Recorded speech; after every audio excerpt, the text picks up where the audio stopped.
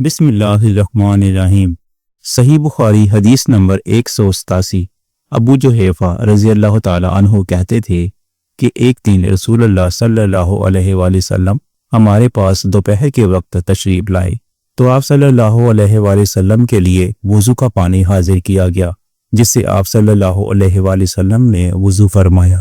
لوگ آپ صلی اللہ علیہ وآلہ وسلم کے وضو کا بچا ہوا پانی لے کر اسے اپنے بدن پر پھیرنے لگے۔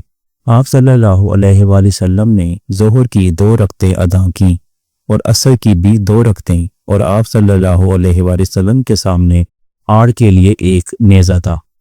صحیح بخاری حدیث نمبر 188۔ ابو موسیٰ اشعری رضی اللہ تعالی عنہ کہتے ہیں کہ نبی کریم صلی اللہ علیہ وآلہ وسلم نے ایک پیالہ منگوایا جس میں پانی تھا، اسے آپ صلی اللہ علیہ وآلہ وسلم نے اپنے ہاتھ دھوئے اور اسی پیالے میں منہ دھویا اور اسی میں کلی فرمائی، پھر فرمایا تو تم لوگ اس کو پی لو اور اپنے چہروں اور سینوں پر ڈال لو۔